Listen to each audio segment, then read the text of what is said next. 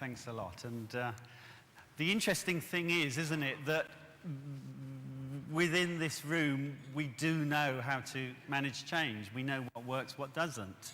And yet, it's so frustrating when you're in the midst of it, and those people who somehow seem to have the handle on the levers of change somehow manage not to do it, yeah?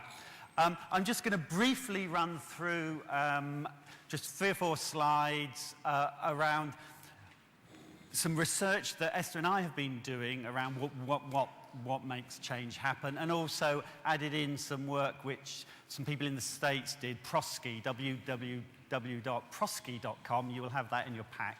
They did a lot of research on change management across 4,000 companies. So between our research and theirs, this is what we came up with, and it's actually not rocket science, as I'm sure you'll know. It's actually common sense, but you do need a compelling reason for change, either because where you are is so bad, or the organization is not fit for purpose, or you have a compelling vision of the future.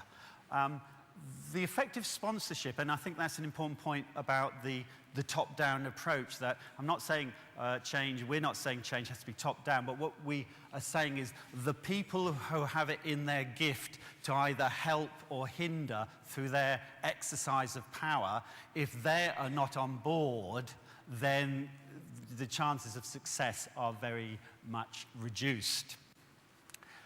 All those different pieces of the jigsaw, all these tables around this room in this particular community, all stakeholders, we need to be identifying them and actually understanding and seeking to understand their views on the change. And we talked about clear vision or journey plan. I guess a compass and a map. Yeah, we need to know the direction we're going in, and we need to know some of the detail of the route. In a lot of change, we don't know the specifics, so the map may vary in scale. Yeah, but we do need those things to be communicated to us. And link back to core values. Alison earlier was talking about Wales and the need to do things in a different way, partnership and collaboration. If that's one of the core 2 values, then the way you manage change needs to reflect that. So always go back to what you stand for, and that will give you a clue as to how to be in the midst of change. But how do you actually mobilize and get going? Well, the top 2 are actually good project management methodology. Time in, time out is good. A planned approach is good on the one hand, but to recognize that actually on its own it will not achieve all its goals, because project management ignores the emotional component and it ignores the changing environment. And a more emergent approach needs to be done hand in hand. Line management and senior management aligned in communication. What does an individual in any organization or any part of the community need? They need to know this compelling vision and the direction from senior people, politicians and management, but they also need to hear an aligned message from their immediate boss. The map scale might be different. There may be a bigger picture from up there, but from your line manager, it needs to be translated. And part of the role of some of you is for you to translate the overarching vision into something which makes sense on the ground. And communication, continuous, targeted, relevant.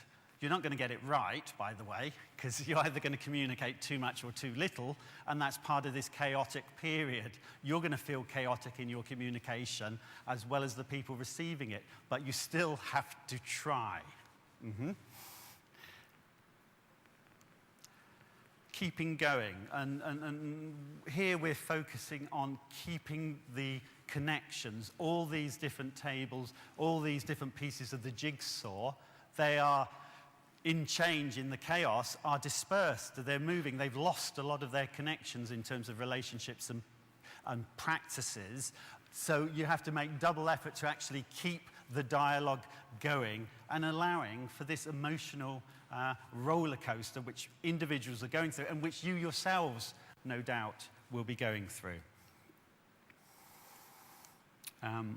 Continuing, then there is this whole notion of a good project management. The Office of Government Commerce is very good on those things, but I guess you know as well as I that Prince 2, Prince Light, managing successful programs are really good stuff, but they don't do it all, yeah?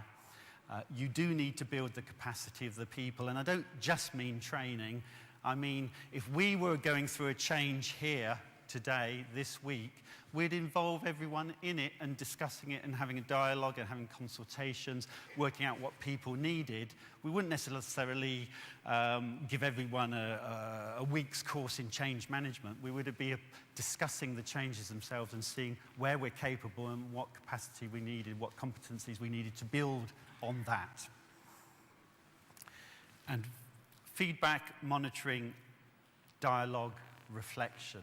I can't actually emphasize this too much, that if you've got everyone here who knows how to manage change, if you create a facilitating environment to allow people to have their feedback, to have their say, to make their contribution, and even to do it and take the lead, then success is much, much more likely.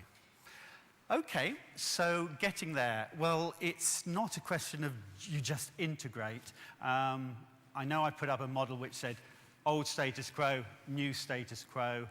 It's got some shades of people who've come across Kurt Lewin from the 1950s. What do? You unfreeze the organization, you make the changes, and then you freeze again. Some management thinkers saying, well, we're all moving so fast. What we really need to do is freeze the situation, then make the changes, and then unfreeze, yeah? So the new status quo isn't a hard and fast thing. It's a developing thing where there's much more permeability across organizations, across departments, and the feedback loops continue, the dialogue and the connections continue. And I think what we'd like to go on to now is saying, well, what's your role in making all those things happen?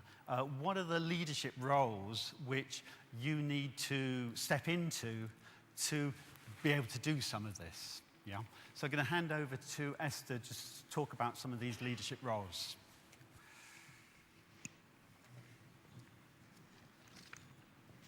Okay, so how do people normally decide on what leadership approach to take? Do they decide by saying, well, that's what I normally do because I'm that type of a leader, I'll just do it that way? Or